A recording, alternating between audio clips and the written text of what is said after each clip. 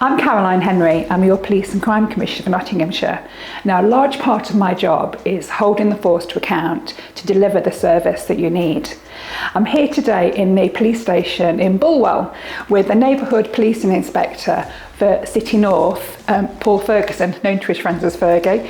Fergie, we've been talking about your three main priorities here in Bulwell. Do you want to talk about them? Yeah, so working with the local partners, whether it's councillors, local groups, we've identified three local policing priorities for the area.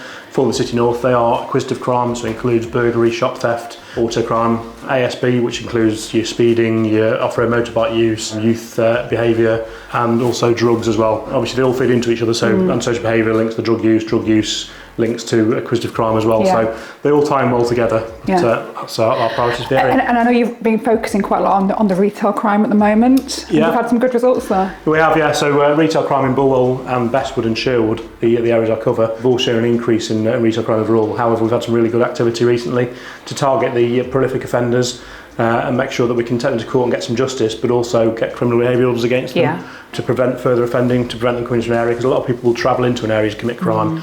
If we can say they don't live here, then we can put conditions in place to say that they can't come back, and if they do, they commit further offences. Yeah, because that retail crime is is putting costs up for all of us. Oh, it is, yeah. The cost of it gets passed on to the general public, so we are going to pay the price for that ultimately. The funding, so people will steal to fund a habit. So as I said before, with the drugs, there's a real intrinsic link between drug use and the retail crime itself. Working with the Violence Reduction Unit as well, another way projects, we've identified younger individuals that are either involved in or at risk of that kind of behaviour and trying to divert them away from it. Yeah, because obviously as Police and Crime Commissioner, the Violence Reduction Unit is now called Violence Reduction Partnership. It's part of my team. But I'm always shocked at the age of some of the young people that are involved.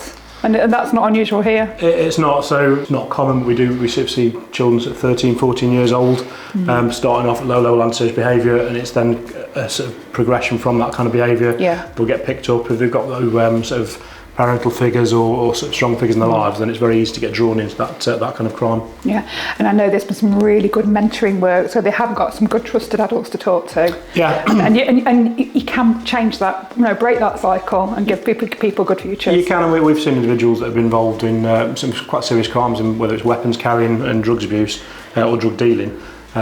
Through working with the partners in social care and other third sector organisations, we've seen families moved out of an area to try and break that cycle as well. Yeah, so things can be done.